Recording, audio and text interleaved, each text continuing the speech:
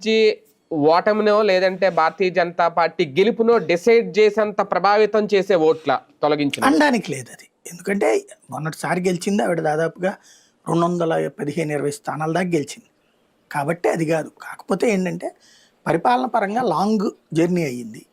రెండవది ఏంటంటే ఈ మధ్య లా అండ్ ఆర్డర్ విషయంలో యంగ్స్టర్స్లో ఒక వ్యతిరేకత వచ్చింది. ఇదివరకు ఏంటంటే అక్కడ ఉన్న యంగ్స్టర్స్ మమతాకి సపోర్ట్గా ఉండేవాడు, ప్రాంతీయ భావజాలం. ఇప్పుడు అవకాశం కోల్పోయింది ఆవిడ. ఎస్పెషల్ ఎడ్యుకేటెడ్ యూత్ తిరగబడుతున్నారు మమత మీద. అది ఆవిడకి పెద్ద మైనస్. దాంతోపాటు ఏమైపోయిందంటే ఈ కిందన అక్రమ వలసదారులు అవతలకి వెళ్ళిపోయి ఇప్పుడు 52 అధికారికంగా తీసేశారు, కానీ అనధికారికంగా ఉన్న వాళ్ళు ఎంతో మంది దేశం విడిచిపోతున్నారు లేదా ఓట్లు వేయలేరు.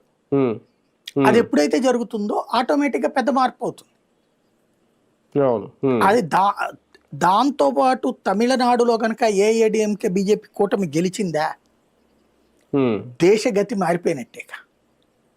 ఒకవేళ నిజంగా బీజేపీలో కనుక తీర్పు మారితే సార్ ఈసారి అది రేపొద్దున తమిళనాడు మీద తెలంగాణ మీద ఎంతవరకు ప్రభావం చూపిస్తుంది?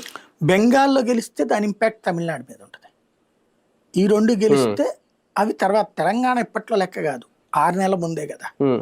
ఈ లోపు మళ్ళీ మధ్యప్రదేశ్, రాజస్థాన్, ఛత్తీస్గఢ్ ఇవన్నీ ఉంటాయి, చాలా ఉంటాయి మధ్యలో, గుజరాత్ అంటే ఈ లోపల అది ఒక ఏడాది ముందుకు వస్తుంది కదా ఇది అయిన తర్వాత. తమిళనాడు అవగానే అవ్వదు. 2028లో